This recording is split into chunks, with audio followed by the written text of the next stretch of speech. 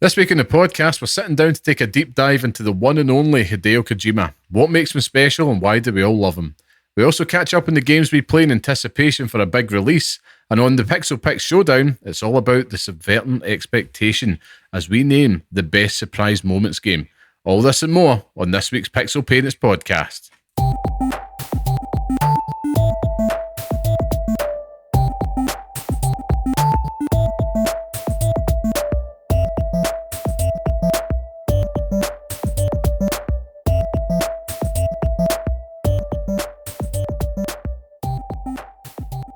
Hello and welcome to the next episode of the Pixel Parents podcast, the show that discusses all things gaming from the perspective of parents. I am your host, Liam Kelvin, and today I'm of course joined by the bearded one, Scott, the tastemaker Curry. How are we, Scott? You're getting more and more like a wrestling announcer as you do it.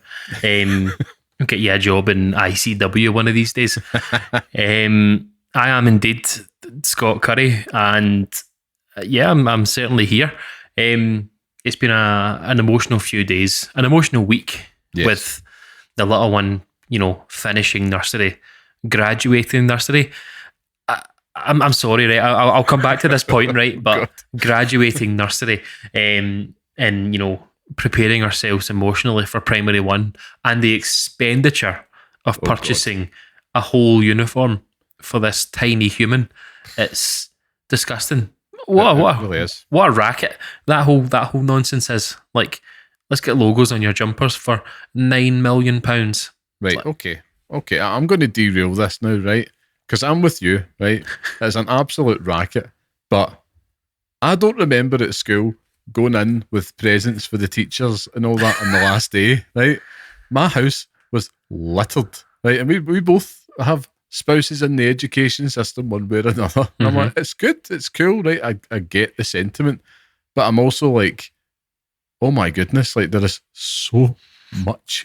so much. I don't remember it at all as being a thing when I was younger. When did this happen? I don't know. I never done it. If anything, we got gifts. But yeah, it's ridiculous. Like the amount of stuff that my wife comes home with at the end of term, it's disgusting. So many mugs, so many bottles of wine. Like, yep. Where was this wine during the school year? Do you know what I mean? Like, when we needed it most. It's just outrageous. But when it comes to graduating nursery, I didn't realise you could graduate nursery. I do. I mean, it's very American. We've both went through it the past few weeks. Both of our little ones have graduated nursery, and my mum came along to the wee man's graduation a couple of weeks ago, and it was the same thing. It's like, it's so Americanized now. I'm like, well, yeah, but I get it. It's not something that we ever grew up with. I suppose I just take it for face value as that, you know what? It was a good photo opportunity and a really good test of, keeping the old tears. That's the chunkiest of tears. Man. I mean, I could hide it well. It was so warm in the room when she was getting, her thing. It was just so sweaty. So it could have masked it between the sweat and the tears. Could have just became one. Just sitting there looking like Clayface. But it was good. Like, it's good, and she enjoyed it. So that's the main thing. That it's all done now, and now we just have to survive weeks of summer. Yep. And working in the house. Well, you don't have to deal with it anymore, but working in the house. Can't get my flying apps during my lunch break. It's just... I hated that when I was working at home, because you had to adjust your entire routine to be like, this is what I always do, but then it always bleeds into, little trip here, little trip there, and I'm talking about to the shops or just whatever it is, just to get out for a little bit. And it's not because of avoidance, it's just because you still will do that in the course of the day. But they're getting a little window into it. I must admit, I was a little bit apprehensive before moving or changing roles, just because they have a lot more access to me here than what they did in the past. But like you says, I don't have to worry about it. But I take my hat off to you, sir. It's going to be a stretch. It's a fun ride. I can't deny. And do you know what? It's nice to have them home and not have to make breakfast every morning and not have to get up at the crack of dawn. It's nice. So I'm looking forward to that. what you should do is now is the time to invest in that Nintendo Switch 2. Aye. Sly sessions under the desk. Still really hard. Lame. This console has no games. Like, oh man, and I can't. I think we spoke. I don't even know if we spoke about it last week or if we spoke about it off recording. But it was off here. I fucking hate Donkey Kong's design in Donkey Kong Bonanza. I hate it. I fucking hate it. I think he looks ridiculous. Like, and I know that's the point. Oh, look at him. He's so kooky and weird now. It's like, aye, that's fine, but there was nothing wrong with Donkey Kong. Like, Donkey Kong was fine the way he was. Like, it's just so stupid looking. And I'm not entirely convinced in the gimmick of Bonanza. Destroy everything. It's like, that's fun for like 5 minutes and then it's just like annoying. So it's obviously going to be the Super Mario Odyssey of Donkey Kong, and that's cool. But do you know what we have instead, Liam? Mm-hmm. Super Mario Odyssey. Like, and you also have Donkey Kong Country and all the other Donkey Kong games that do it better. Like, I'm disgusted. Go back and play them now. I play them all the time. I play them all the time. I fucking love Donkey Kong Country. I love Donkey Kong Country 2. I love them all. I love everything. But this fucking, I just hate his design. I think they've tainted the beauty and grace that was Senor Donkey Kong himself. And all the characters are just so ugly. Like, it's just an ugly looking game to look at. I don't agree. I don't really have any thoughts on it whatsoever. I don't look at it thinking that looks tremendous or that looks bad. But I'm also, it is downtown target audience. Mm-hmm. Like, if you're a younger human out there, that game is made for you, man. Like, it's the whole smashing shit up and all the rest of it. Seeing my son play it, that's going to be the litmus test, I suppose. But he can't stop watching that direct. Like, he's pure buzzing for it to the point where I'm sweating. I'm like, oh, let me finish it first. You know. But yeah, it's been a. Oh, there's my dog falling off the couch. He always likes to make a guest appearance on the show, so that's him now. Silly old man that he is. Doing it earlier this time. He's doing it earlier now. Indeed, but he's going to go for a drink now and ruin it. Yeah, but it's been a week. Definitely been a week. Highs and lows from a parenting perspective, like you said. It's week of transitions, kids moving on to the next step. And there's also been a lot of video games, and there's been a lot of transitions in there as well in terms of moving on from one game to the next. Maybe we'll talk about that more on this show, Scott. But I'm actually looking forward to this week's show. I think it's one that we've been sitting on for a while, and it's the perfect timing now because this is one where we're finally going to hear Scott Curry talk from his very soul. His very still heart that he has there. There's one there. There's something there, aye. There's something there underneath the stone. So before we get into it, let's get some housekeeping out the road, shall we? So, of course, for those listening, this is the Pixel Parents Podcast, the weekly podcast by parents who game. For those who do the same, where each week we discuss all things gaming whilst raising little ones.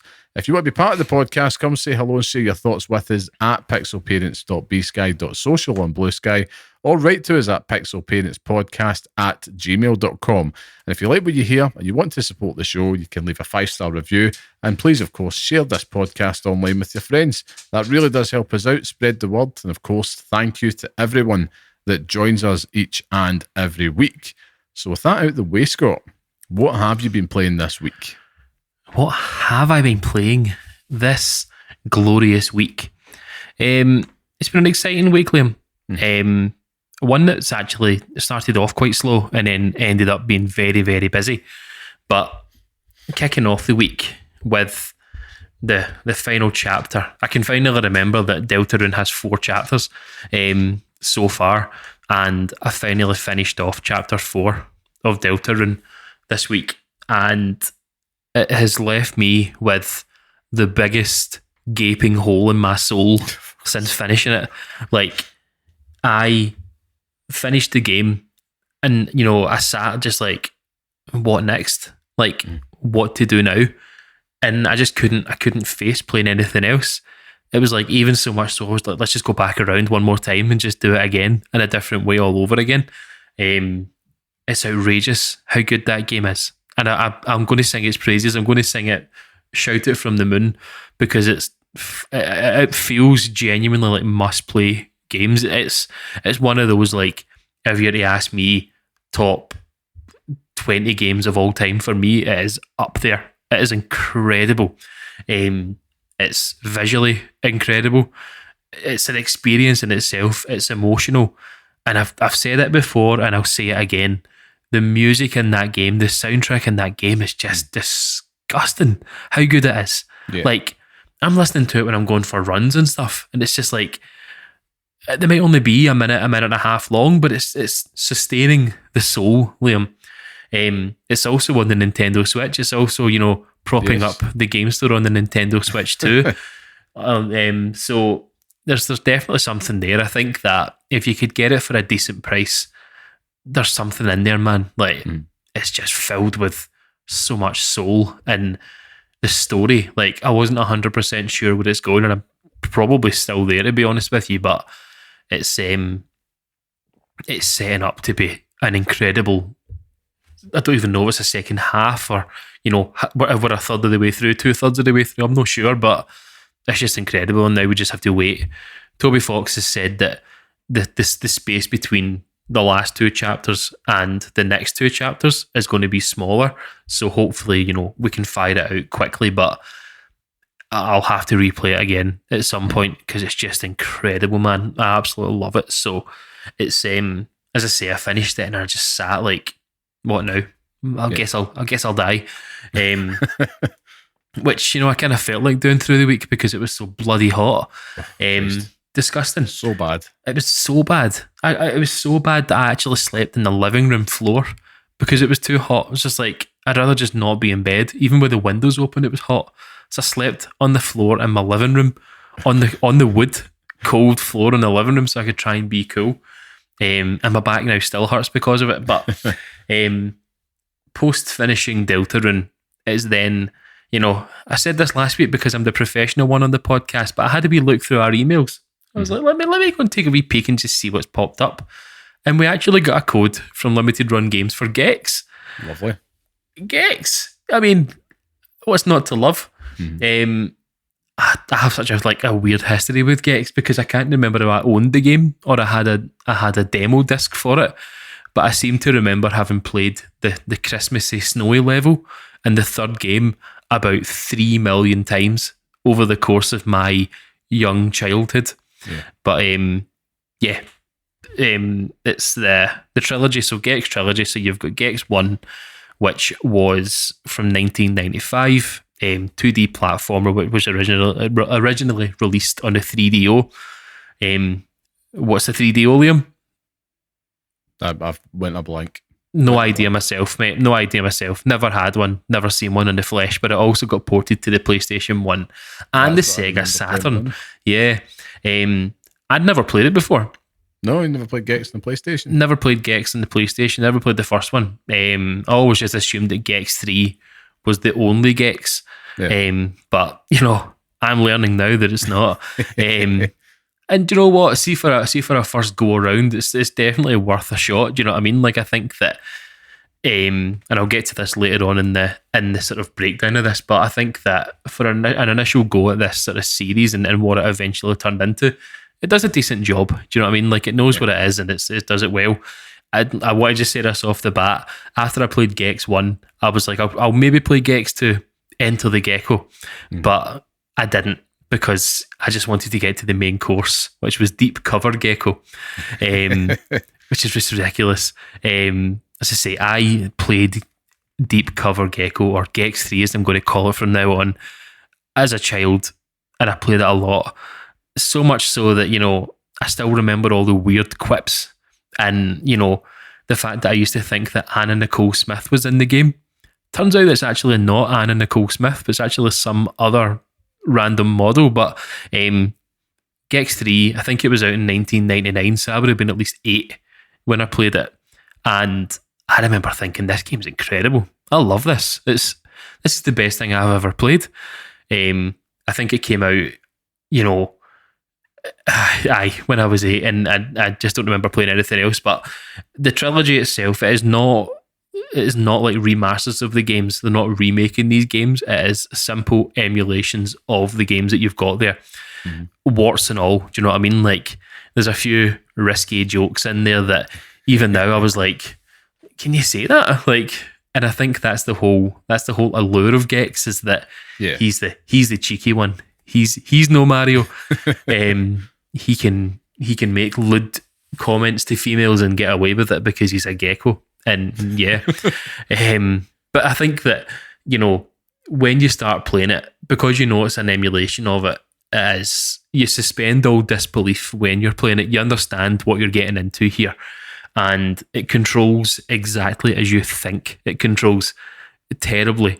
The camera is your worst enemy playing this game, but there is something there that the collection of all the remotes and stuff like that, all your daft wee objectives and collecting all the flies and things like that in the level, it has just become obsessive to me now. Like, we spoke about last week doing 100% completion in games, and I'm just doing it without even thinking about it because I want to do it. Like, I want to get that 100% in this game, which, you know, will sustain me until the next one.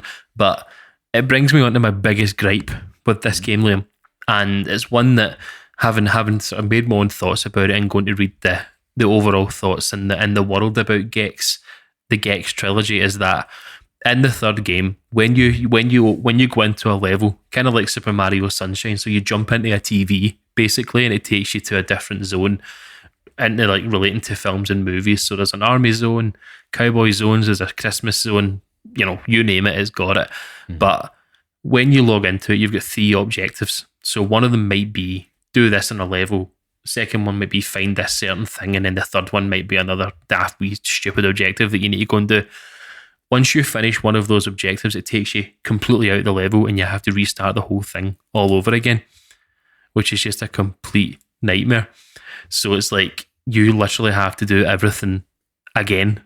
So say, for example, you've collected 99 flies, but you accidentally pick up one of the remotes. Well, you're goosed. You can't go and collect one. You have to go and collect all 100 all over again. And it's a pain in the arse. Like, it's killed the fun for me at points where I'm like, I'm turning this off and I'm not turning it back on again for a bit because, you know, I'm not playing this anymore. But that's, as I say, warts and all, that's one of the warts of it being a 20-year-old game now. Do you know what I mean? 26-year-old game, is that's what it was like back then. But this is one for like the historians of us. It's got, you know, the historical inclusions of the Gex series. So you've got like old advertisements, kind of loads of art. And I think it has a prototype for one of a sort of unreleased Gex game in there as well. So you can have a look at that, which is really interesting. It's got like different filters you can put on there, CRT filters, you've got sort of widescreen filters and stuff like that. So it definitely does a lot for the historians of it all. But yeah, as I say, it was emulated over and it's, I think if you hadn't made that clear initially, people would have a right to be upset about this, but they never claimed to be remaking the Gex series. Do you know what I mean? Like, it is a simple emulation, and that's fine. Personally, I would have liked to have seen more care and attention put into it, and sort of more done to preserve it in a way that, you know, might create more interest in a Gex 4, say. But I don't think that's going to be something that happens in the future. But I do think that if you're happy to suspend all belief from playing, you know, this isn't Super Mario Odyssey. If you're looking for just a decent time to play a 2D, 3D platformer collection filled with jokes relevant to the 1990s, some that you might not understand, some that have, like, you know, Monica Lewinsky jokes about her old lawyer and stuff like that, and a game with, you know, slightly lewd undertones, this is the game for you. Do you know what I mean? Like, all you need. That's all you need. It's fun. Like, I think it's one that I'll chip away at.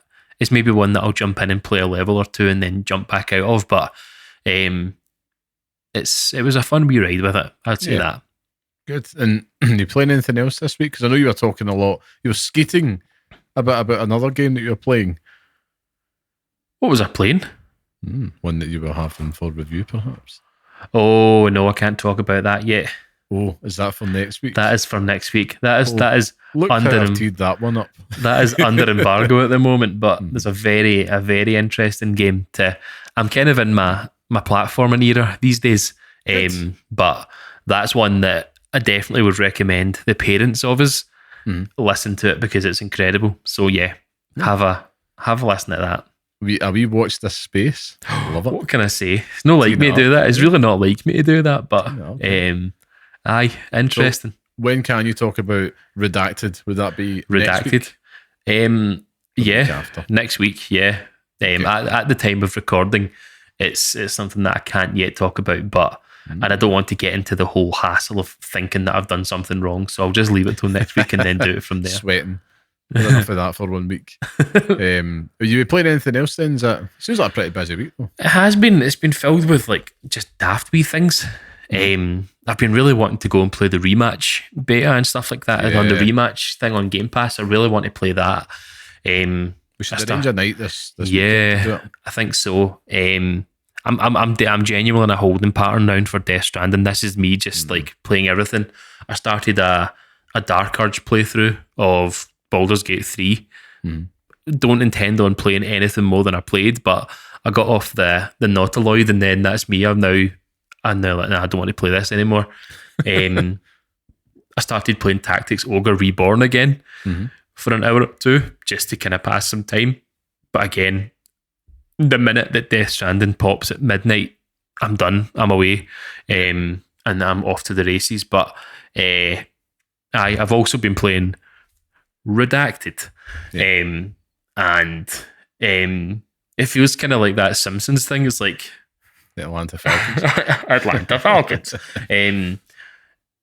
So I've been playing that a lot, and I think that's one I'm very excited to get into. But nothing else. I've had a lot of plans to play stuff. I'm kind of thinking about my holidays and what I'm going to play over the holiday. Which, take my Switch with me. Nah. Genuinely. And yeah, that's pretty much been me, to be honest. Pretty good week though, all things considered. It has. It started off me thinking that I'm just going to, work my way through Deltarune and a couple of other things, and then Gex falls into your lap and you have to play that to come on here and talk about it. So it's interesting. No, it's the joy. We're always happy to do that, and it's good. It was good to kind of hear you about that, and it might be something, for a lot of our listeners that might be interesting. That might not have been aware of it and played it in the past. So it's always worthwhile to share that. You have reminded me. I'm going to have to go back to Redacted people, a different Redacted people, just to kind of clarify our purpose. And there's a bit of confusion over. They might have thought this podcast was aimed at kids, and it's like, it's definitely fucking not. So. It's one of those ones, but yeah, the trials and tribulations of living the content life, games media, I suppose. But yeah, for myself this week though, it's been ups and downs. Largely, I think because the weekend there, all I was doing was surviving. That heat and video gaming doesn't really go hand in hand. Even though I still want to, I'm still like, I feel like I couldn't breathe. The air was so thick, and then you chuck in like a PlayStation 5, whirring away in the background, even though it's pretty quiet. It's just not a good mix, is it? Not a good mix at all. It is not. So I've kind of, since things have cooled down, the gaming has hotted up again. Switch 2 has just been still doing its thing. I'm not going to talk much about that. I think I did too much the past couple of weeks, but yeah, still going strong. Still family are all playing it. My son is probably playing more Mario Kart World than me at this point. Every time I come home from work, the wee toad is just sitting there, just getting the practice in. So I'm kind of like, don't you forget, I am the commander-in-chief of Mario Kart in this house. He's not ready to quite challenge for the throne. That day will come. And that's when I retire. We'll do one last drive like Fast and Furious. Oh my God, that's like this thing on air. Imagine that. Just like 2 Switch 2s in hand. Your son has one and you have one, and it's just you driving off into the sunset, giving it all up. That is, oh my God, I can't wait to see that be created somewhere. Someone will already have done it. Oh, that is hilarious. Heard it here first. I still can't quite master the tricks and all that in there, but I'm getting there. But the same as you though, this week, it's really been the holding pattern for Death Stranding 2. Now, when this episode goes live, it will be out for at least 24 hours at this point. It's already in the hands of some people that got the deluxe edition. Not something I'll do, to be honest with you, too often, because I've been burned by that a few times in the past. Like, I've got the early access stuff and I've had no time to play it, so I've just spent like an extra £20 on nothing. Just been waiting, and it's been a little bit of a pick and mix approach this week for me, and some odd things. Some things you'd expect, like a wee bit of Balatro, and we've also kind of been doing a little bit of family admin in the evenings as well. Just got a few forums and all that to fill out. It's just a lot of things coming at once, the usual stuff, household crap. So I've been that's been eating up a lot of time, playing a wee bit of triangle strategy here and there. But the one that I've kind of found myself sticking most time back with, out of nowhere, I think it was because of last week's discussion. So I went back to Marvel Spider-Man 2 with the PlayStation, a game that I've platinumed. But I thought, I've not actually rerun the story since I beat it. And I thought, bugger it, I just booted up New Game Plus and been really enjoying it. Like, I must say though, in the second playthrough, the Peter Parker moments, like when you're kind of going through and just kind of walking through and pressing triangle to interact with things, I'll not say where and when, just in case people haven't played it yet. It's very slow, like to the point where it's just not that fun to go through again. Right. On a replay. That being said though, when you get to the action and stuff, it is like riding a bike. Like, and I'm been making use of the gadgets and stuff like a lot more that I haven't done like in my first playthrough. I was very much straight up melee, but I thought, no, let's just rock some gadgets, have some fun. Still can't settle on some suits. Like Miles Morales' suits in that game are absolute crime. I just don't think he got a good run in that at all. But yeah, I found myself doing that. And then, of course, going back to a lot of Marvel Snap and what has been a very contentious week, Scott. Now, it's a partial sad update, but since the one that I gave last week, which you'll be able to hear in last week's podcast and on our channels, the mighty creators out there within the Marvel Snap media space have all kind of came out and effectively, collectively condemned Second Dinner for what feels like to be a very money-grabby second era for this game since it went self-published. And I really do think this might be the death knell, beginning of the end. Yeah. So I've kind of been coming to terms with that this week. Like, it's like a bad taste in your mouth. And there's been new cards out, Dormammu and that got released, and I'm like, there's just something about it. I just really can't really be bored. I found myself going to Duolingo more often than not when I've been faced with the choice. What language are you learning? Spanish. Espanol, senor. So that's what I've been doing. 2 words there. That's my fluent. There you go. But yeah, bar that, it's just really been a fairly straightforward week. I think it is just I'm not wanting to commit to any game just now. So I've just been kind of enjoying a little bit of free time in different ways this week. Pepperings of gaming just on the go. But it's not been anything major. But I must say, when the reviews and reactions had dropped for Death Stranding 2, there was an overwhelming sense of obviously excitement, but ultimately relief. Mm-hmm. And of course, we will go in and we will play it and we will give you our own verdict and impressions as the weeks continue. This is going to be a big, meaty boy. So not going to come with a review. We're probably going to do it in a couple of weeks' time though. So not next week, but the week following, just to give us some proper time. But also because Scott's away in his holly bags as well. So at the worst possible time, I'm sure you might have to pack that PS5 with you. It is the fucking worst. The telly. I've said this to my wife tonight. I was like, I'm going to bed at like 4 a.m. tonight. I don't care. Like, the minute it unlocks at midnight, I am gone to the world. Yeah. Well, if you're off, you might as well. You know what I mean? I'm not off. I'm not working tomorrow, but I'll happily. You're mad. I'll happily do it because I want to play it because I can't play it next week. Where you're going, we're not going to say where, right? Because we want to retain some element of privacy. But you could effectively take the PlayStation 5 with you. I'm just throwing that out there. You know, for the evenings, you could do that. You could do that, but There's one television in the entire thing, and I don't think that they wanted to see it taken up by Norman Reedus' feet. Like, I think that's maybe breaking point for the family. So I think that, I'll keep that to myself. I'll keep that to myself. I suppose alternatively, right? Now this is me really doing the gamer math and logic part. You take the PlayStation 5, right? You get it hooked up to the internet in the place, and you play it on the Portal. Nah, win-win. I want it in widescreen on my telly. Here's a little assignment for you, right? Because I think this there might be a lot of listeners in the same boat as you, right? About to go on holiday for the summer, and Death Stranding 2's landed in the lap. They could be excited. There could be something else. It could be like me replaying Spider-Man 2. Take the Portal with you and see if it will work over the Wi-Fi network playing remotely. I'm sure that's a way to do it. And if not, you can do it by the game streaming option on PlayStation Plus. Give it a go. Just test it. Just even for like 2 minutes. I don't want to. I want to play it on my telly. I've got my plan. Of what I want to do down there. I take my Switch every single time we go, and I never ever play it. But I have my plan. I'm going to take my Switch down, and I've got Final Fantasy VI on it. And I'm going to play Final Fantasy VI for the first time when I'm down there. I'm going to take a crate of beers, and at night I'm going to sit outside with my crate of beers and play Final Fantasy VI and just drink the whole time, and I cannot wait for it.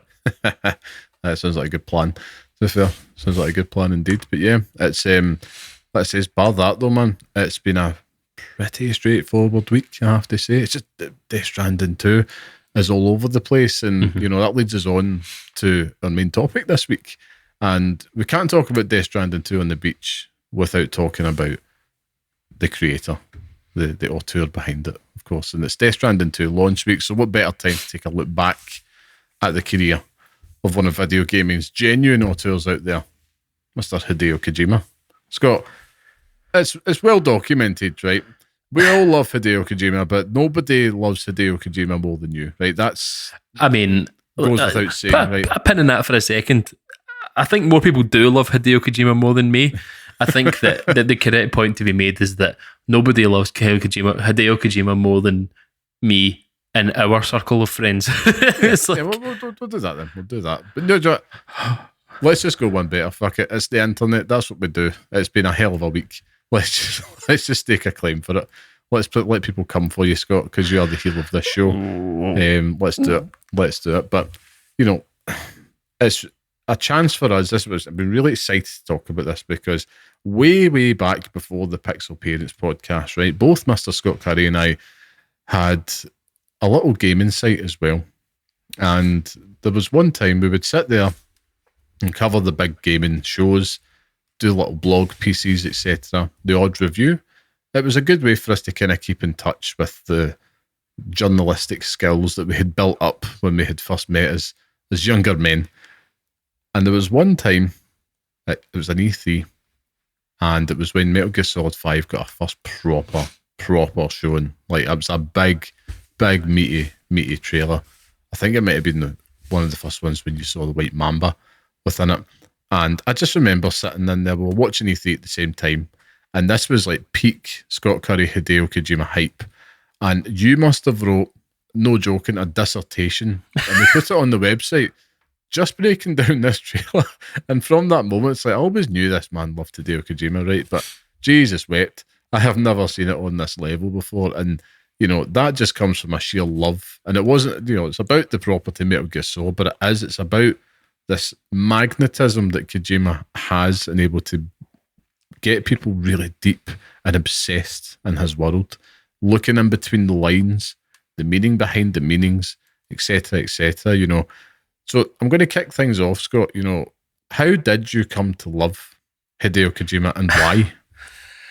I read this question and I tried to pinpoint a moment in time where I fell in love with Hideo Kojima himself. And I don't remember, if I'm being perfectly honest with you. I think it would be remiss for me to be like, yeah, I've loved Hideo Kojima ever since Metal Gear Solid came out, or Metal Gear Solid 2, or Metal Gear Solid 3, because if I'm being truthfully honest here, I couldn't have told you who the fuck Hideo Kojima was back then. I couldn't have cared less, because these were just games. I didn't realise that people made games. I just thought they just they just, were farted out and that was it. They were just like gaming fairy somewhere, just drops them on your pillow. Just dropping godlike games in my lap. It's because it never really felt like, and that's just maybe my experience, because I know you've got, the big ones, but back then it didn't feel like, the auteurs of video games were quite as big as they are now. Like, you've got so many people now that we literally, shit our pants when they come out of the Game Awards. So it's a completely different situation. But my first memory and the first moments where I do sort of remember being like, oh, someone does make Metal Gear Solid, was back when Metal Gear Solid 4 came out. Mm-hmm. And the initial trailers for that. And that probably coincides with the fact that I was old enough to actually get caught up in the excitement and the hype for Metal Gear Solid 4. Yeah. And actually being able to, follow the development of it and see it when it actually came out and being excited for it coming out. But I don't really think it was an excitement for Hideo Kojima. I think that's the problem. It was always the excitement for the Metal Gear Solid of it all rather than Hideo Kojima. I think when it became about Hideo, it's probably more 5, to be honest with you, with the whole Moby Dick Studio stuff. And, what was his name? Joaquin. Oh, what was his name again? I want to say Youngren, but it was Joaquin Ongren or something like that. Yeah. Because of that was a wild couple of days. It was ridiculous. I mean, it was a wild hour because every single person had figured it out literally the moment that it actually had happened. Joaquin Mogren, yeah. So, and then people will be, oh my God, it's Hideo Kojima. Oh my God, it's Metal Gear Solid 5 and blah, blah, blah. And then just following him on Twitter immediately after it, following him on Instagram and like seeing all the development happen or not happen, and seeing, everything that come out afterwards. It became about Hideo Kojima. And then you're looking at the beginning of Metal Gear Solid 3 saying directed by Hideo Kojima. Everything's about Hideo. It's just ridiculous. And it should have been obvious, Liam. It should have been obvious since Metal Gear Solid 1 when you're fighting Psycho Mantis. Yep, that's it. And the screen flickers on and it says no room for Hideo or something like that. And it flicks onto that screen and blah, blah, blah. So it's like, it should have been very, very noticeable from back then. But I think that I became aware of Hideo Kojima back in Metal Gear Solid 4. But I think that the hype and excitement for everything this man does hit me with Metal Gear Solid 5. Yeah. I mean, that's a really, very interesting kind of walkthrough. And you've got to remember our ages as well. I know we joke, right? I'm not 60, right? There's only a couple of years between us. But, I mean, if I look at myself, like, what I love about him is that, he really is genuinely an auteur. He's up there with your Miyamoto's, Miyazaki's, Tajiri's, the Sam Lakes of the world. Tajiri? As well. Yeah. And it's like WWF Tajiri, wrestler Tajiri. Pokemon. But it's like he's genuinely up there, just like, as a unique, talented, and just completely law to himself individual that makes outstanding games. Mm-hmm. But he's not afraid to take the risk to do so. That's what we love about it. And the why part, when did I come to love him? Same as you, like, the Metal Gear Solid, it's like loving that game. The Psycho Mantis moment, we all had it when we were kids. I think I was about, 8 years old? 7 or 8 when that game came out. I can't quite remember. Not buying it. The first exposure I had to it was through my cousin who bought it. And he was like, you must play this. And I'm thankful to him that he insisted upon it, because looking at the cover art of it now as an 8-year-old kid, it's like that could easily have passed you by. Because it's like, oh, I'm more rocking like Abe's Odyssey and stuff like that type of but back in the day. But here it is, like, wow, this completely madcap, cinematic, cool soldiers, guns, all that stuff. Espionage, like, ticks all the boxes when you're a wee guy, and then appreciating it in different levels as you get older. Going back to it, for me, a big part of coming to understand who made the games for me was my love for gaming magazines. And that's how I've got to attribute when it came to like learning, all right, this is Miyamoto, all right, Metal Gear Solid 2 is about to come out, buying all the gaming magazines and constantly Hideo Kojima, blah, blah, blah. And the lead up to it, it's like, right, okay, right, he made that, right, he's on the radar. And it just grows from there.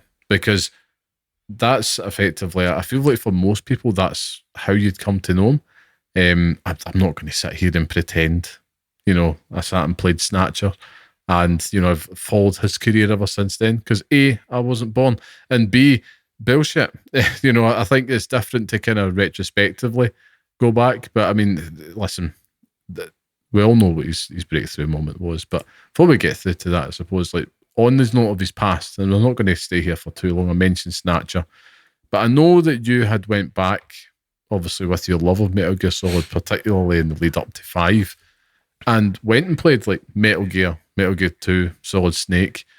I've not went back and played the original Metal Gears because I just didn't have an interest in it. I'm like, old game is old, is the old adage. For me, I'm like, it was might have been the progenitor, there might have been some conceptual info, like things in there. You went back and played it, Scott, in terms of his past. I'm definitely just going to put cards on the table, Metal Gear Solid onwards. That's where I'm with him. Tell me a little bit about his past. No. I'm the same as you. Like, he might as well have not have existed pre-Metal Gear Solid. Like, it's sad to say that I had gone back and played Metal Gear and Metal Gear 2, but they have a DNA of Metal Gear Solid in it, but it's not Metal Gear Solid. Like, that's the reason why Hideo Kojima didn't really exist until Metal Gear Solid, because it exploded after that. But Metal Gear and Metal Gear 2 are decent games. Like, remembering, what they were played on and sort of how they were made and stuff. It's an interesting. I thought you just farted there. It's an interesting. That noise there. It is an interesting, couple of games to play, and you start to see the history and the story all come together, which was why everyone got really excited about Metal Gear Solid 5. But with the two Metal Gear titles, I mean, they're practically the same game. It's just a wee bits of the story are different, and God help you if you're playing those games without a guide. Like, God help you, because they're an absolute nightmare to do. You mentioned Snatcher and you mentioned Police Knots. Now, these are two games that, as a Hideo Kojima fan, essential reading. Yeah. Haven't played them myself. I'm pretty sure he also helped out on a Castlevania game back in the day as well. Haven't played that as well. Could not care less. So ultimately, it's about Hideo Kojima's influence on me comes with Metal Gear Solid, and they go hand in hand. When Metal Gear Solid is great, Hideo Kojima could not do anything better. Do you know what I mean? Like, he is the greatest of all time. And Death Stranding is on the side for me. But my history with Hideo Kojima, much like yourself, is very much finding my way there down the line. So, like, being older and playing these games, there is a part of me that maybe down the line, Police Knots and Snatcher do become games that I play. It's just finding, ways to play them, allegedly.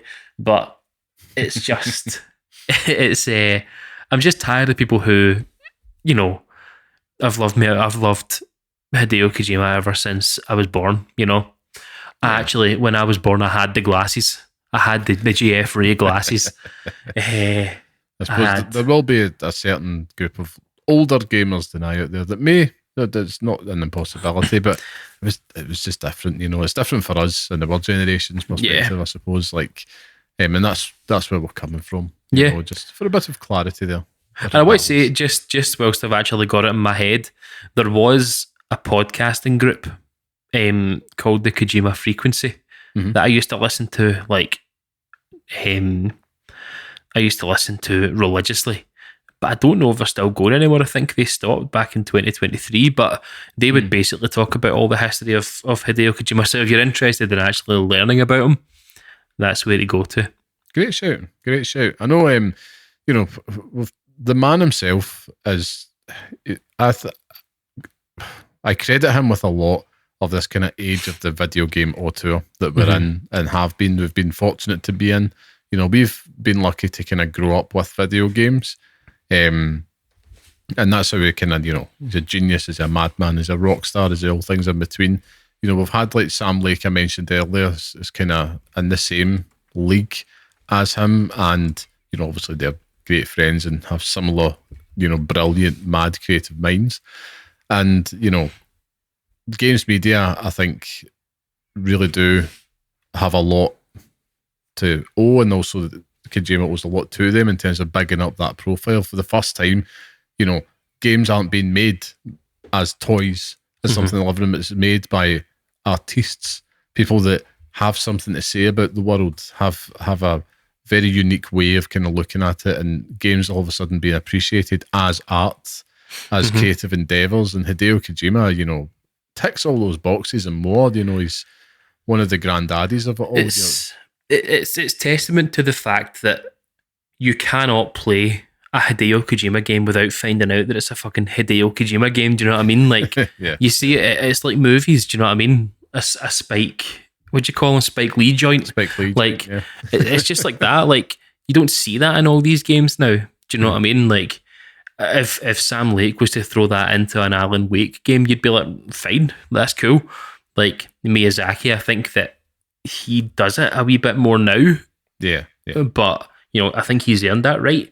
But you're right. I mean, the age of the auteur, and the fact that you don't really associate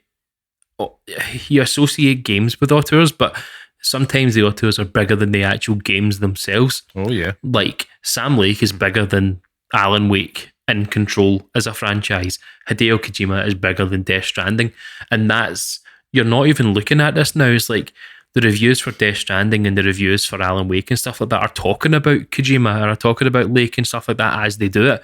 Miyazaki's mentioned in every single Elden Ring review. Like, it's less about the actual game itself and more about the people that make it. It's like, is this Kojima's best work? It's like, could be, but we'll find out. How is the game? It's true. I mean, it's certainly interesting and fascinating. I suppose you're right. You get it in other mediums, like with movie, like you had your Steven Spielbergs. You have even modern days like Christopher Nolan. People will turn up. It's like, it's a Chris Nolan film. They turn up just for that. They couldn't care less or know what the film's about. And you get that with Kojima. That you found that happened with Death Stranding, the original. Yeah. People just turned up, and it was polarizing, because it was like, whoa, like for some people it's like, whoa, yes, and other people's like, oh, I'm not sure. I didn't really see a lot of people kind of like, I hate this game, but I'm sure they're out there. But if they're going and expecting Metal Gear, they're disappointed. But it's such a unique phenomenon, and these are such a unique individuals we are talking about. They're not there chasing trends. They're not there to just kind of cynically make money. It's a moment of art, and Kojima himself, there's just nobody like him, and that's the thing that separates all of these people. There's nobody like them all. But let's keep it focused on Hideo and Metal Gear Solid. Scott, we talked about it before. It's a little known game. The breakthrough moment there, the Hollywood moment, as I would say, in terms of like, for him, he's probably sitting back just cheering Hollywood, because that's him. He's broke through. And how we'd both say, the vast majority come to know him at this point. Let's not pretend. But it was total magic and pushed gaming forward, and the series remains a dear favourite for so many gamers out there, a lot who are listening to this podcast and on this podcast. But really, Scott, what was, talk about your love of Metal Gear Solid, what Kojima had managed to deliver with that, because this wasn't just, you're not going to get, there's no series like it. No. And it spawned so many kind of copycats and inspired so many others. What do we owe to him for that? It's a Souls-like. If you think about the first Metal Gear Solid as a Souls-like, you run from boss battle to boss battle. That's basically what it is. You just don't have a dodge. You don't have a dodge roll. It's Metal Gear Solid it's the first time that I ever remember being invested in a story in a game. Like, you're playing Mario and stuff. It's like, fine, Princess Peach, that's cool. But, you've now got interplay between characters. It's all voice acted and stuff as well, and voice acted well. Polygons, you have got Meryl's polygon arse on screen, which is great. And Otacon pishes himself, so that's also nice as well. But it was just cool. Like, it's baby's first anime. You know what I mean? Like, it's like, it is anime as all hell, but just really, really grounded in like weird Western stuff. It's mad. And you know what? See, as a concept, it is the most ridiculous game of all time. Like the whole the whole thing about it is just wild. Yeah. But it works. Like, you manage to get caught up in this game, and see when you actually go back and play it. I remember playing it with like my friend back in the day when he had it, and watching him play it, being like, this game's amazing. And it's like, it's long, like you're playing it for ages. But see, if you go back and play it now, Liam, it's the shortest game of, it's so short to actually just run through it. It's mad. But it's the whole cast of characters. I mean, obviously you've got Snake himself, you know, David Hayter. If there's ever a voice in video games that's synonymous with one character, it's that man, until Kiefer Sutherland had his way. And then, you know, you've got Colonel Campbell as well. You've got Meryl Silverborough. You've got Otacon, you know, Christopher Randolph and stuff as well. It's just an outrageous cast of characters. And they somehow just worm their way into your heart. The codec calls, the moments in the game, like the Hind D, what's a Russian gunship doing here? The rats, where you speak to Master Miller. You've got Psycho Mantis and stuff like that as well. Vulcan Raven, shout out to the big man himself, because he always gets lost in the shuffle here because Psycho Mantis is the man, but Vulcan Raven deserves some flowers. People forget about Sniper Wolf as well. Sniper Wolf, yep. Which, you know, get the handkerchiefs out in more ways than one. But it is just, you know, an absolutely gorgeous game. It is so ugly to play it now, but I do think that it's necessary. I spoke about Undertale. I spoke about Deltarune earlier on being, you know, must-play games, and Metal Gear Solid is also must-play games. Like, it feels necessary to play Metal Gear Solid at this time. Do you know what I mean? Like, even though the sensibilities and stuff like that in it, and some of the gameplay in it is a bit naff now, but back then, what a title, man! Like, what a fucking game. I mean, the thing is, though, I suppose anybody at this point could come along and have like the one-hit wonder. But then he goes and follows it up with Metal Gear Solid 2. And Metal Gear Solid 2, you know, again, it wasn't just all about the style part of it, it's the substance. It played so well, made all those improvements you wanted, still looks insane to this day. And seeing that was really, you know, that sensation of Metal Gear Solid, the excitement, the thrill of something. It's like, this feels excitement. This feels like something that we shouldn't have our hands on yet. Metal Gear Solid 2 had that same, so ahead of its time. But the thing that was most ahead of its time was the story and the all the thematic elements of it. He must be sitting there with a big fat stogie thinking, I bloody tell you, know, all the themes that comes up in Metal Gear Solid 2, and it's almost chilling. And it's not the first time that it's happened in his career, as we'll get to, because this is kind of almost like Hideo Kojima in review, I suppose, at this point. Not ranking anything, but it's more just like a little journey through his work. But Metal Gear Solid 2, man, like, it's a game that out of all of his titles, that's the one that I feel only gets better with age in comparison to the rest. Nail on the head. Literally said what I wanted to say, was that it's one of those games where when I first played it, I was like, oh yeah, like, it's more Metal Gear Solid, but over time it has grown and grown into possibly being one of my like top 3, maybe number 1 favorite Metal Gear Solid game now, because everything that it does, you're talking about the story, the characters as well. Again, do you know what I mean? Like, somehow you've taken Foxhound and you've brought this brand new unit in there as well. It's just like, it shouldn't work. But Fat Man, what do you call him? Vamp, Fortune. Yeah, God, that intro. Who else? Solidus. Is there anyone else I'm missing? I don't think I'm missing anyone else. I think Peter Stillman went in as one of them, but yeah, regardless, it's just outrageous how good Metal Gear Solid 2 is. No, I didn't mention Olga. Olga as well. That's the big bait and switch. The swerve. Who else would get away with it though? That ultimate bait and switch. Yeah. That buzz. Because it wasn't a game like I couldn't buy it day one because I didn't have a PlayStation 2 at the time. But it's like playing it with my friend who did have it. And it's like, you're not playing a Solid Snake. I'm like, what? what a lot of nonsense. But I wasn't outraged. I was just more confused. Yeah, like, what? I'd love for that to happen like now. Do you know what I mean? Yeah. Like, like to be old enough to have witnessed that and experienced that would have been incredible. But you do play as Solid Snake. You play as him in the first part, which is great. But Raiden's class. Like, I'm sick of the anger for him because Raiden's great. Well, yeah. He's definitely earned his crust. But probably the best appearance he's had. But when we talked about the themes and stuff like that, and then for him just to think like the theme of surprise is really just kind of a thread all the way through his career. When you get to then Metal Gear Solid 3, which we'll be experiencing again in a couple of months through Delta. Wait.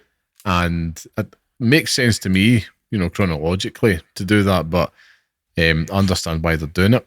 It's my personal favourite in the series, Snake Eater. But again, I remember at the time, same thing. Like reading the magazines, like what? Like you're just thinking you've got like a potato brain at the time. You're like, he's just going to keep going into future, but nope. It's like, let's just go back. Let's take you all the way back. And that game itself, it felt new. It felt different. It wasn't like, this was a man that was clearly not willing to rest on his laurels. He was creative. He was wanting to do something different. The camouflage system in that really blew me away at the time because there's nothing else like it. And it just, again, had its own look, feel. Yes, that look and feel might be grey and brown, but at the time, that made so much sense and it looked fantastic. Coming out in an era when there was banger after banger on the PS2, and it's like, no, the king ain't dead. And he just drops us out of nowhere as well. And you're like, this is utterly fantastic. Giving them the fans kind of what they think they want. It's like, you're not playing as Solid Snake, right? Might look like Solid Snake, it ain't Solid Snake. You're playing as the progenitor of all this. We're going to take you right back and we're going to invest you into the chronology even further, which I find so genius. And then talk about boss battles, Scott. Oh. He does it again. Yeah. And he's like, I'm going to up this up. Arguably the most iconic, like the best pound unit for pound. The best unit, yeah. I can never remember their name, like the group name. I can never ever remember what it is, and I always have to Google it, and then I'm like, oh, of course it is. But the fury, the pain, the end, the fear, and the boss. It's the Cobra unit. The Cobra unit. So it is. Incredible stuff. I mean, and it is banger after banger after banger. Like, I'd maybe argue that, the fear boss battle is a bit of a pain in the arse. Yeah, it is, yeah. There's more than one way to do it. Do you know what I mean? Like, that's the thing with Hideo Kojima, that over time it's not just always guns blazing. It's if you manage to tranquilize all the bosses, you get all their camos and stuff. Like, you've got the Kerotans and stuff in there as well, that if you shoot them, you get your collections and stuff like that as well. It's just, I mean, you're talking about an era where I think Hideo Kojima was made for, which was the pre-internet explosion, where word of mouth and, magazine chatter. Yeah. People writing in letters like, you could do this, you could do that. And it was like the attention to detail and the little almost Easter egg-like nature of very simple features. And he doesn't do stuff that's like, you go back to Psycho Mantis, you even think about the end, all these other things that he peppers in there. It's obvious. Like the workarounds and the little Easter eggs and the ways around it are so obvious, and you're like, God, that's so simple, but it's so genius. And it just shows that he does have quite a lateral way of thinking, which is surprise people by putting stuff right under their noses. And he also has some goofy things in there as well, and a little bit, risque elements in there as well. He does have a taste. Yeah, still does to this day. Still does. But hey, he's to their own. Now he's got a million cameras to take pictures of people. He can't keep getting away with this, Liam. So what's in that USB stick he's leaving behind? God, I know. Just millions of foot pics. Jesus, oh man. It'll all just be Norman Reedus. Oh man, aye. That's true. But yeah, and then fast forward again, we're going, we've missed out things like Zone of the Enders as well, which I remember well picked up because of the demo and stuff like that was on And it wasn't something that I really vibed with. Zone of the Enders just wasn't my cup of tea at all. I'm kind of the same as you, to be honest with you. I never really got on board with it either. It's one of those games. It's kind of like Armored Core with From Software. It's one that if you handed me it, I'd play it, but I'd never go out my way to play it. Yeah, I totally get what you mean. And I'm in the same boat, man. Like my cousin loved that. He was a huge Hideo Kojima fan. Many late nights, just him just talking to me about the ins and outs lore of Metal Gear Solid and Zone of the Enders. When it got to those ones, that's when I'd be falling asleep type thing. But I was like, I appreciate your enthusiasm. Then there was other things in between it all. You know, you had like the Metal Gear Acid and stuff like that as well. I didn't really touch any of the kind of portable type spin-offs that came from the Metal Gear series myself. They're not. He wasn't really involved. He wasn't really involved in it. Yeah, Acid 1 and Acid 2 are actually decent games on the PSP. Portable Ops, although not directed, and I don't think it's canon. I think that's the problem with it, why people sort of discard it. And obviously you got Peace Walker in there as well, which is the, you know, Peace Walker ran so Metal Gear Solid 5 could walk. Or yeah. I'm keeping it that way. Even though that might be incorrect, but some people would say you're bang on the money. I think I'm saying that unintentionally. The longest time you would insist to me about going to play Peace Walker. I think it was part of a collection. It was in the HD collection that you could get on the PlayStation 3 and PlayStation the Xbox 360. Yep. You can also buy it on Xbox right now on the Xbox store on backwards compatibility for like $5. So go and buy it, man. I remember starting to play Peace Walker. Excuse me, just at your behest. I was like, I have to go because again, I just wasn't in the headspace for handheld back then. Mm-hmm. And I was also worried that it was going to be something like Metal Gear Acid, which it wasn't. And a lot of people was like, yeah, you know, you'll understand the story a lot better going into 5. Not that you had to, but it helped. But then I'm going to take us back a wee bit to the PlayStation 3 era. One of your most disappointing consoles, I believe. And Metal Gear Solid 4, like, to show you the power of Hideo Kojima, we both did it.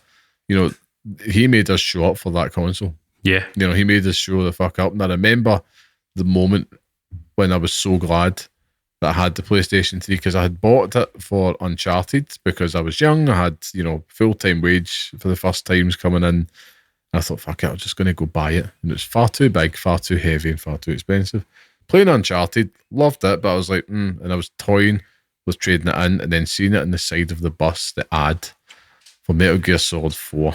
Guns of the Patriots, and that game again just delivered that feeling that only he could really deliver. This Hideo Kojima brand of a game where it's not straightforward enough without being, and it's also just there's a depth, there's a weirdness, there's something about the games. He has that je ne sais quoi about his games.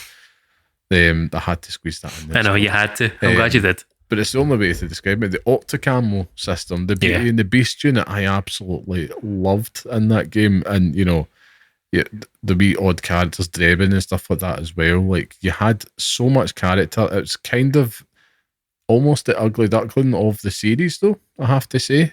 But even though it was total fan service and largely, you know, a trilogy worth of movies and cutscenes in there. But we don't mind it because this is the point I'm getting towards. Is that one of the things that I love about Metal Gear Solid, and namely what Hideo Kojima had did for me as a gamer, was building in me, or instilling in me, the appreciation for the cutscene. And it all is thanks to all of these games we've just talked about. Mm-hmm. You know, it's like, I'll sit through everything in there, Metal Gear Solid 4. And it's like, I'm very happy just to drink this in, watch some eggs get fried. Just, you know, you want to do like a 2-hour cutscene, just knock yourself out, man. I'm just going to strap in here.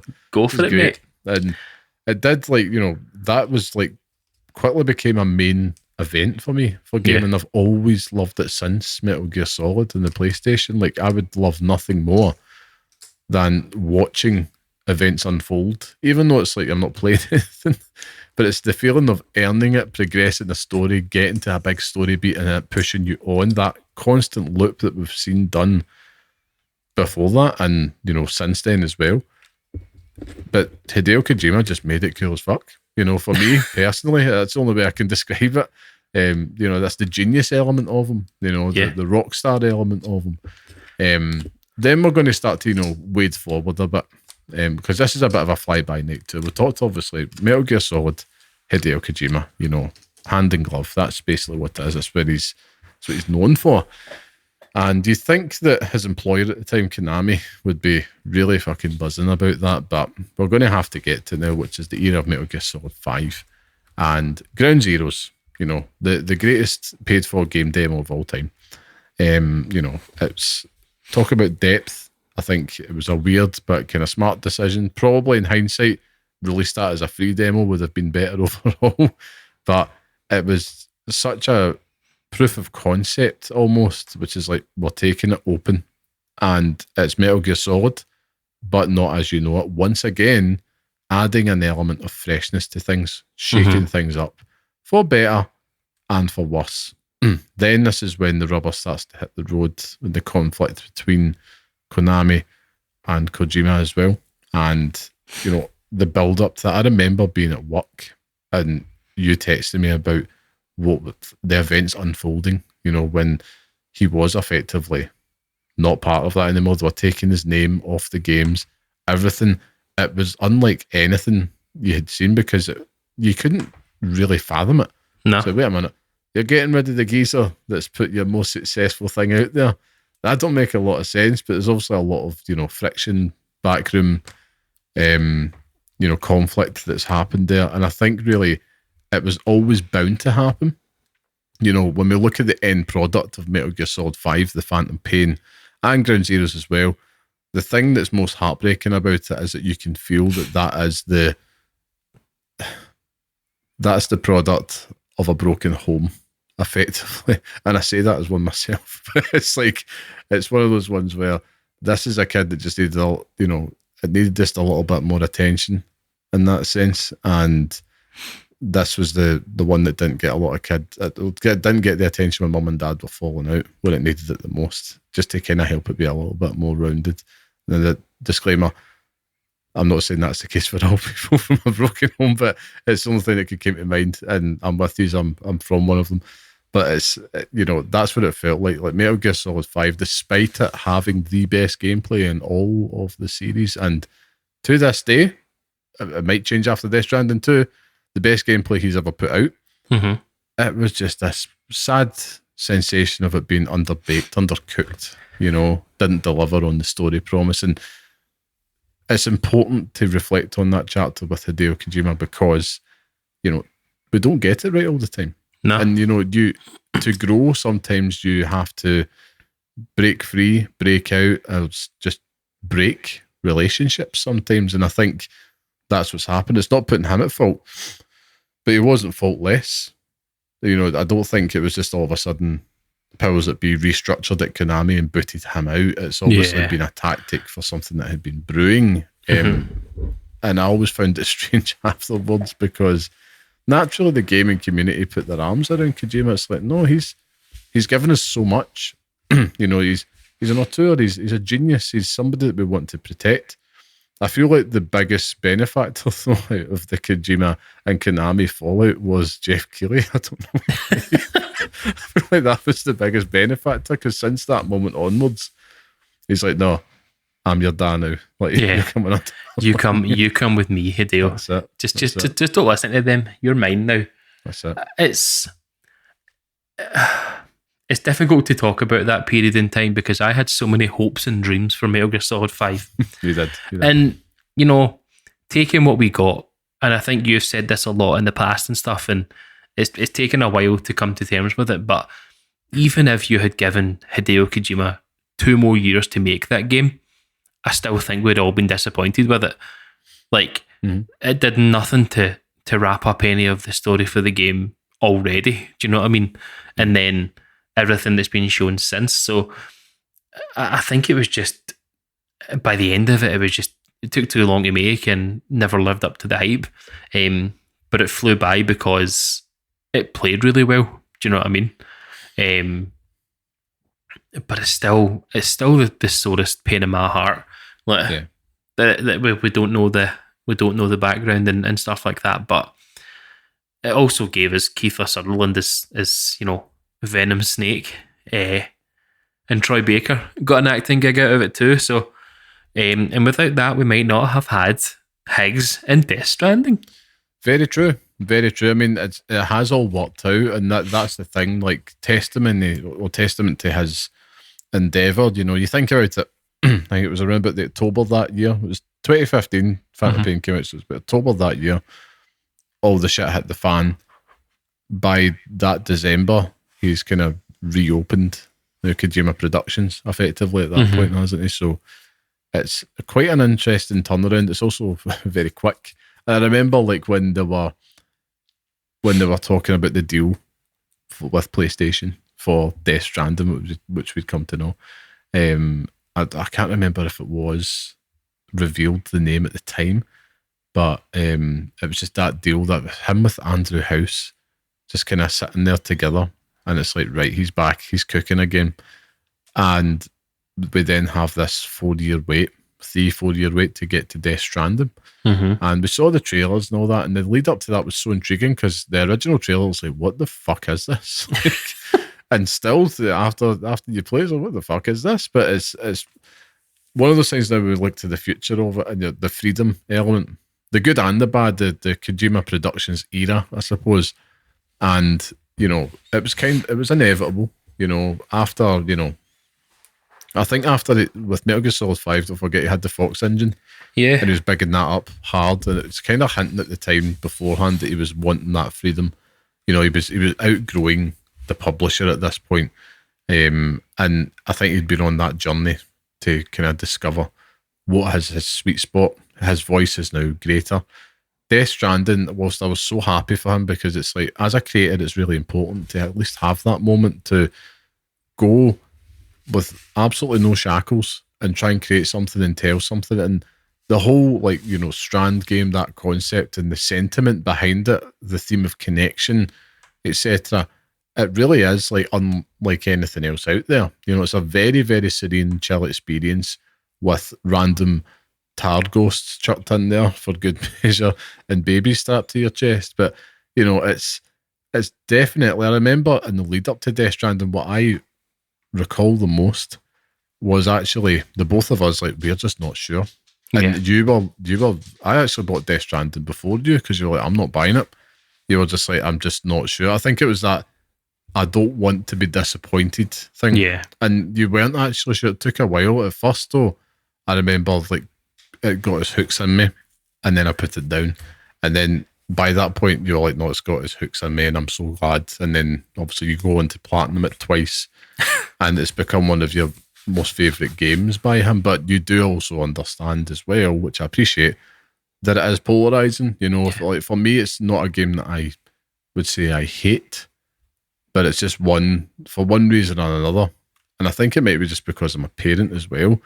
It might be too serene, which ain't a good thing. Which is why I'm tentatively going in towards Death Stranding 2 on the beach. As I've said many times in the podcast, I want this to be the comeback moment, which is, the noise that's been made around it as, yes, for me personally, a comeback moment, because Death Stranding planted a seed of doubt in the sense of, can you go too far? Do you need some restraint? I am in the firm belief, yes.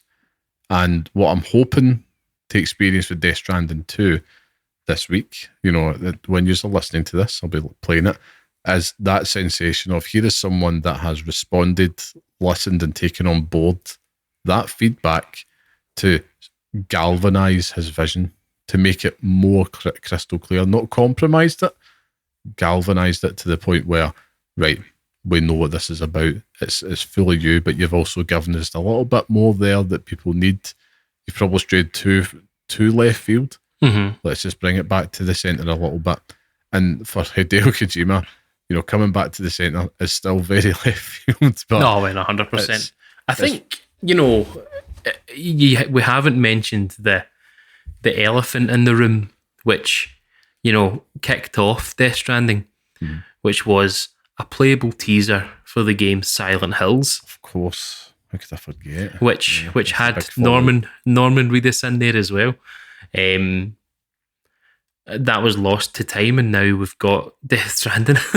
So it's like, but that all came from a relationship between him and Guillermo del Toro as well, who is also in Death Stranding as well.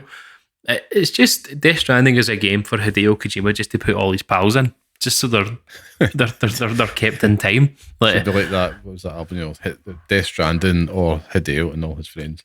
That's exactly what it is. Melancholy is that? It's. I appreciate that it can be one of those games where it's like a Marmite game, innit? Like you either love it or you hate it, and it's so monotonous and ridiculous to be excited about it. But I genuinely I have memories because I played Death Stranding months before the Wii one was born, kind of late 2019 into 2020, and I just remember literally playing nothing else, not wanting to play anything else. And now, at another transition in life, moving from nursery to primary and attaching it to something like that as well. I can't bloody wait, Liam. I can't wait. No, I mean, yeah, it's, when the original Death Stranding had dropped, I would have been, both of our partners would have been pregnant, different stages, but then pandemic hit. And I think that did... I just wasn't ready. Yeah. Like, I remember vibing with it at first, that first one with Low Roar hits and Death Stranding, I'm like, yep, because me, out of the two of us, I'm probably going to be more suckered into pretentious musicville. Let's face it. It's like, yep, okay. And I'm in there and I was listening to the soundtrack and all that. It's like, yep, I'm totally here for it, etc. But then the pandemic hits and it almost was like triggering to the point where it's like, this feels a bit close to the bone, because I felt like that playing like The Last of Us Part 2. Not that I was triggered by it, but it's like, you can understand, like, but we're all in a very different headspace. Then you chuck in a newborn baby in on top of that. I've got a toddler running about at the same time. Just wasn't the right time, you know, for me. And then I went back to play the director's cut as well to kind of appreciate it with the additions in there as well. But not a game that I had finished. Death Stranding. I put a lot of hours into it both times, but not a game that I had finished. In fact, I had played it as recently as just before I moved house as well. So I was like, I'm just going to fire this up. I might as well. And when you come back to PT, right, this is where I have my Scott Curry moment. Brace yourselves. It was all right. It was. I often see this in lists of like the greatest things ever, and I'm like, it just got a bit boring. It kind of felt like I've bought the same ticket to the fun house, the Chamber of Farts, and I'm just kind of running through it again and again. And yeah, it's just like, okay. And I understand at the time, that the whole PT concept was cool, but I'm like, let's not overstretch here. Do you know what I mean? Like, are you really going to say that teaser was better than most horror games when really it was just kind of doing what they all do, but in first person and shorter? I think the excitement part, the excitement parts of it links into exactly what we're talking about. It's less about the game itself and more about the promise of a horror game made by Hideo Kojima. Of course. I think that's basically all it was. But you're right. I mean, it was decent. That's literally all it is. Yeah, I mean, there's reasons why it wasn't made. But exactly, could have been a load of shite. But you would never have got your Silent Hill 2 remake. Yeah, exactly. So I can't complain.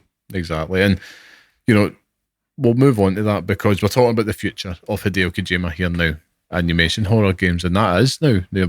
We've got Death Stranding 2, and we'll both be away delivering packages, being the Norman Reedus DPD, and we've got the likes of OD and Pheasant on the future. But OD is one, he's got Jordan Peele writing with that as well. It's a game that I don't think will be either releasing or will be a game. I see it being some kind of weird media experience, and that's it. I don't see this being a fully fledged title. I don't know what it is. My hunch is just telling me it's going to be like another PT level bullshit, where it's just like a 45-minute experience, like a short tale that you play through. Because I'm like, Jordan Peele ain't signing up for a full-length game.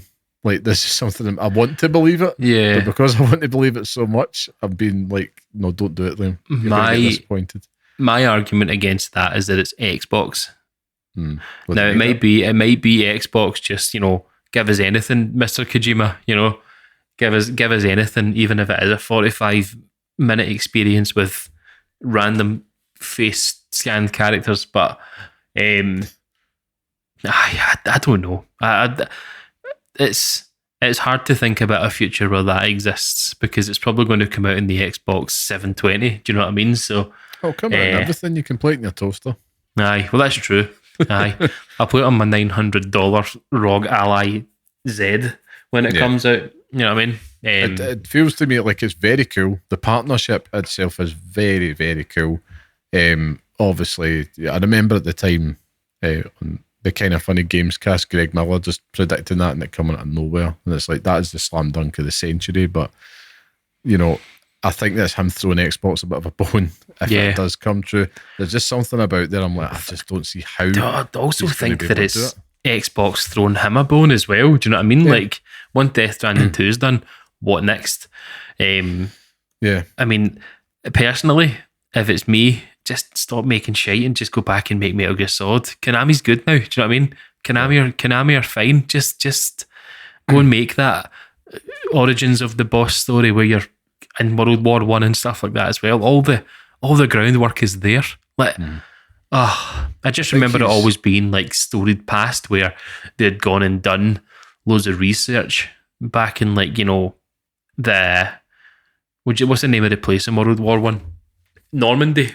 They went to France and all that, and they'd gone and seen all the stuff there.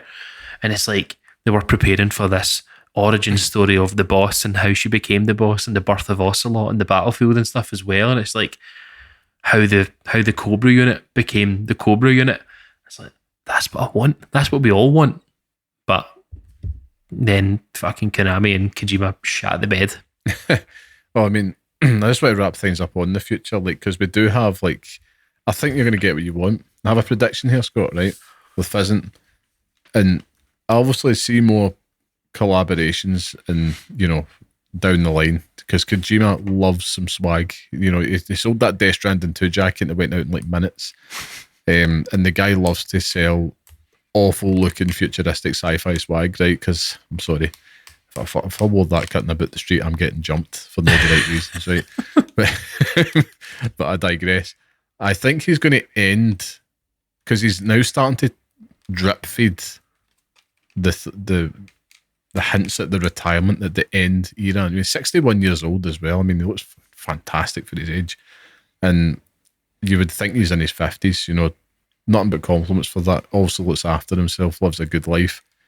But I think he's wanting to exit soon. Mm-hmm. I don't think he's wanting to be doing this when he's 70.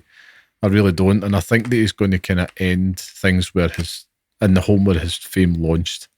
You can't do Metal Gear Solid. But I think it is just going to be like this tactical espionage action, almost like a love letter, in a sense, to that genre that he pioneered effectively, or created, you could argue. And I think he wants to deliver that for the fans. And I think he's on that curve to slowly just rein in this abundance of creativity. He's had his wild college years now with Death Stranding and stuff like that. And he's got this obvious talent for making games fun, which I'm hoping is kind of the central core of Death Stranding 2. And he's going to bring it back. He's going to bring it home. And I think that's what he's going to do, just as that one last thing to be like, I'm off out now. Peace. And that's it. I don't see him doing Pheasant, and then it's like, when's Pheasant 2 coming, and when's Norman Reedus doing Pheasant 3 and all the rest of that. I think it is very much it's always Norman Reedus. best of pals, the most random ass friendship, but that's what I love about it as well. Like, the most random people will pop up with him, and then it's like, do you want to be in a game? Yeah, cool. Nah, cool. Like, just fucking do it, Mads Mikkelsen. Come on, mate. My translators just asked me to be in a game, you know what I mean? But I think he's going to bring it on home. I really do. I just feel like that this feels like his Pheasant to me is like the retirement tour. Mm-hmm. If we look at the Rockstar element, and I think Hideo Kojima is going to go out in a way like that.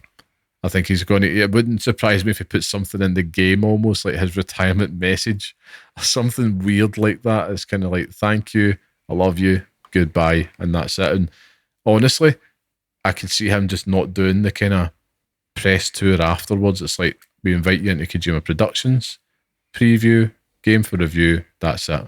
Not to be heard or seen from again. There's just something that he's going to just mic drop and walk out the industry. And I think he's starting to lay the groundwork for that now with some of the stuff that's been coming out in interviews, because he can do it in the most, artist way possible. It's like, done now. Peace. See you later. I'm away to make movies, bro. That's it. Because that's the other part here. His influences are clearly from his love of movies, his love of, music in particular. Yeah. All forms of media. And I love that he's such a big nerd and he'll actively share that. Food as well, Yeah. Stuff that we all as gamers appreciate. And that connection that he has, and he's a tastemaker like yourself. If he puts a tune out there on his Instagram or something, people will blow up. You look at that Caroline Polachek as well, who's doing the theme for Death Stranding 2. She's about to get a wave of new listeners in this next week, which would be great. You must be rubbing your hands. But really fascinating interview with her in the Kind of Funny Games cast, actually talking about how all that came about. Really one of the most unique and touching stories I think I've heard in some time. But yeah, that's what I love about Kojima though. Like he would just take all this stuff together like a chef that just has an eye for good ingredients and can get inspired by stuff that's kind of presented to him or as he kind of goes through in life and just makes something cool with it. Mm-hmm. Don't get me wrong though, like he can frustrate the living shite out of me as well. Like I feel like there is an element where he can be too pretentious or he can just kind of be a little bit too weird, and it's like, pull it back a bit. But we've all got a director, a singer, an actor, you name it, a musician, somebody like that does do that. I think creative people have to indulge themselves a little bit, and he's no different. But yeah. I want to end it on this, Scott. Will there ever be another? Or is there another Kojima out there? Yeah.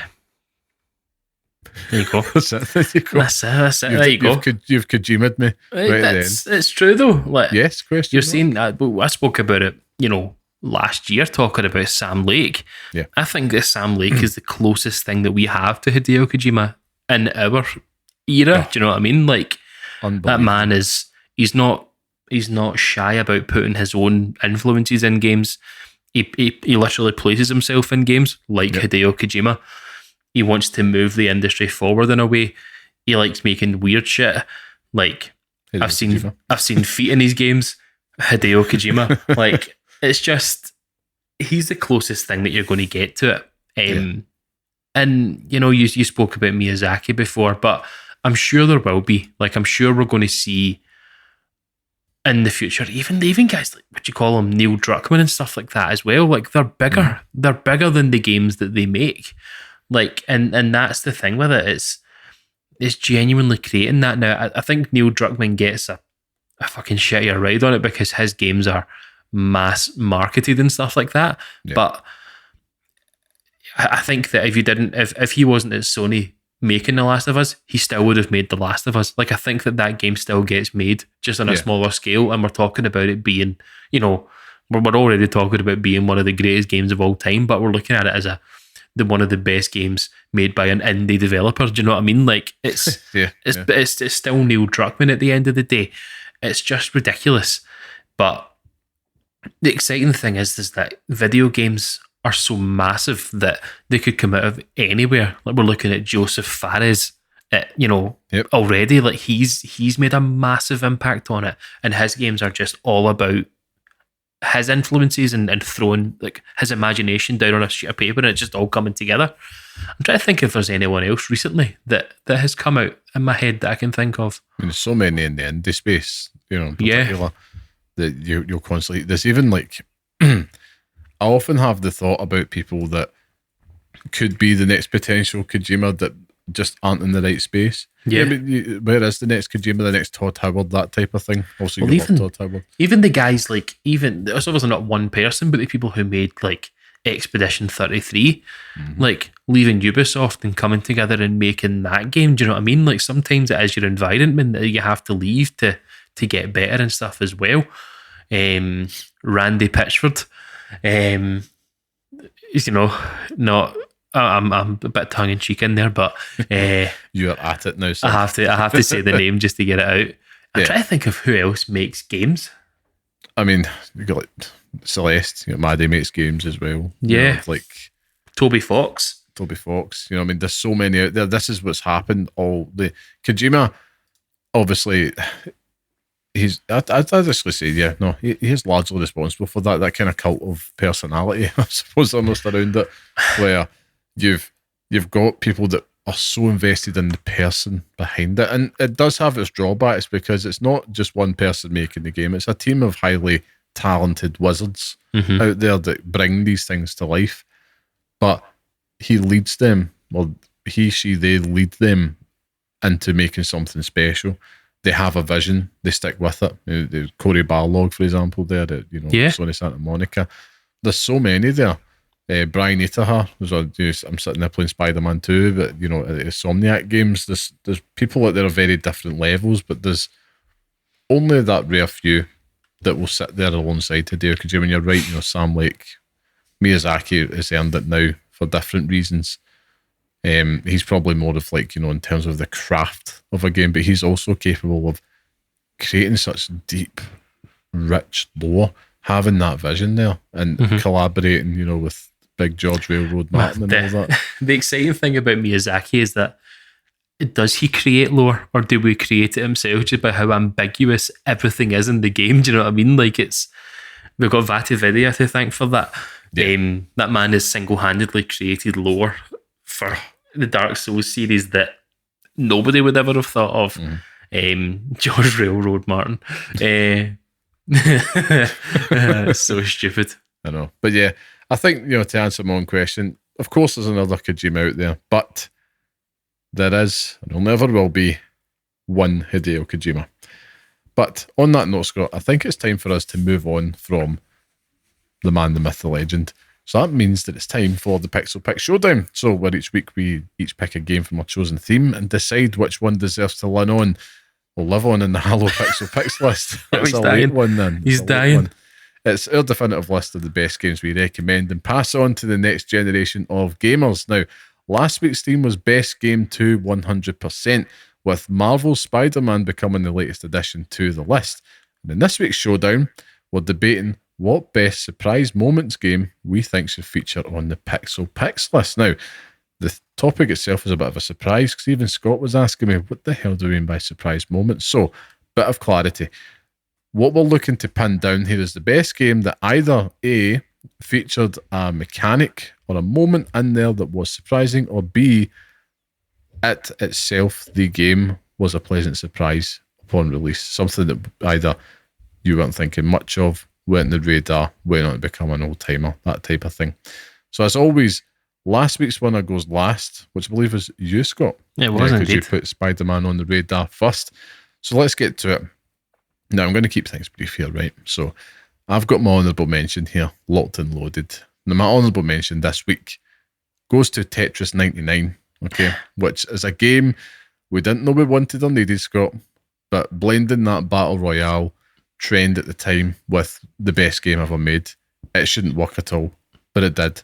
And I know you lost many an hour on the toilet playing that game. The amount of pins and needles you must have had, sir, playing Tetris 99, I can't even fathom it.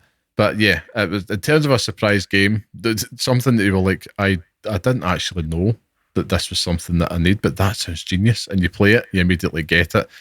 And it was addictive as all hell because it's Tetris. It's like, yeah, it's a battle royale, but I'm ignoring that because I'm really just playing Tetris. I'm kind of participating in the battle royale at the same time. Absolute genius, but had to be my honourable mention. But I will move on to my pick for this week.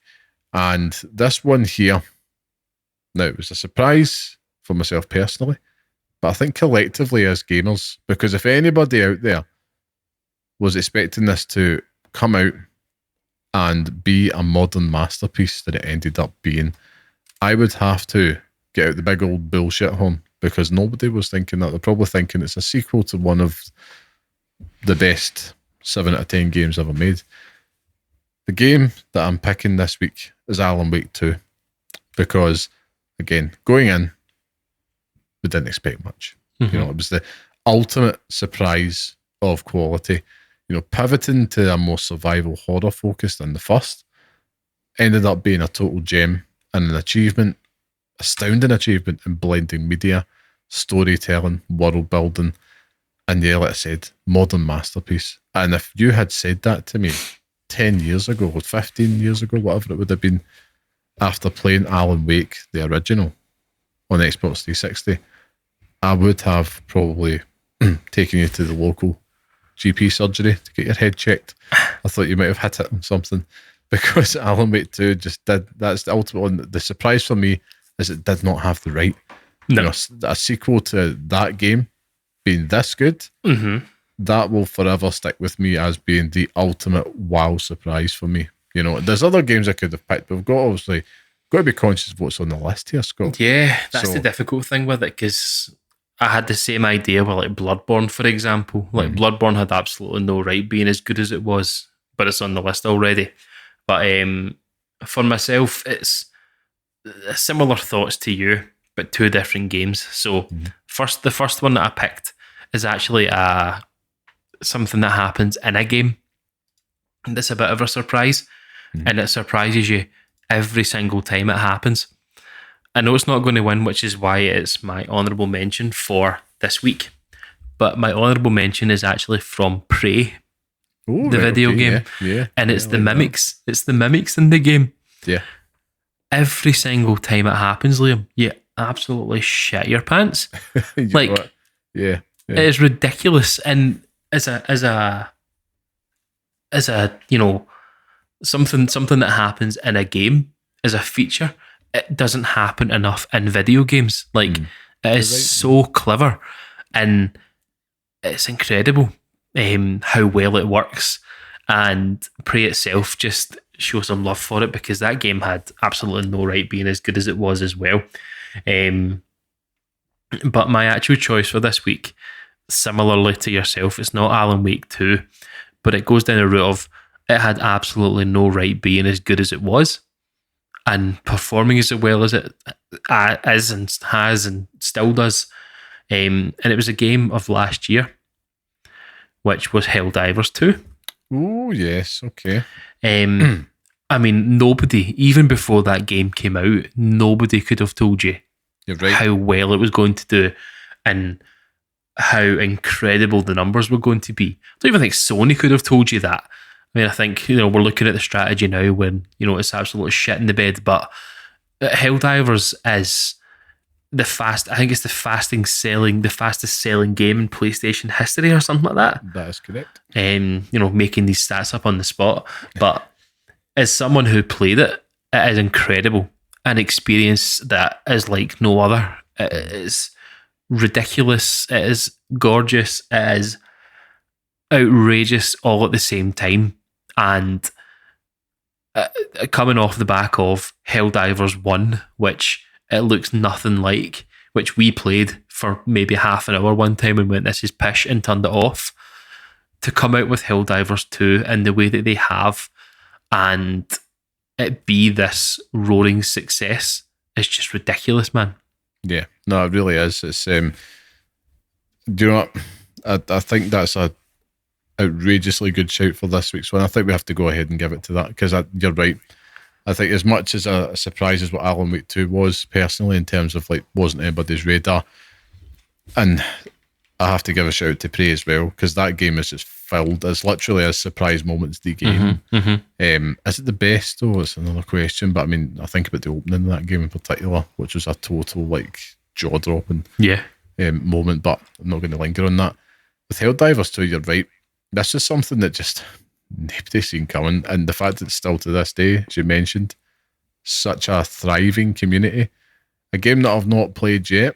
I will one day, but it's just something that I'm like, it does make you feel like warm and fuzzy, I suppose, inside. So like, it's just nice to see like something like that happening, because, you know, the gaming industry is filled with so many what you think surefire bets, but every now and then a wee outsider comes out of nowhere and wins the national, and that's effectively what's happened here. Helldivers 2, man, I'm sure you're not going to have any contest at, but I think, yeah, I'm happy to concede. I think that should be the best surprise moment game, because that story around it totally encapsulates what we're going for here, man. So there we go, victorious victory again. Formation here. 2 weeks in a row, man. I've got to stop you. We'll see what happens. He's showing me a little sticker, which you'll be able to see soon, actually, because we are going to be coming with some video action your way very, very soon. Cool things cooking up on that. But yeah, congratulations to Helldivers 2.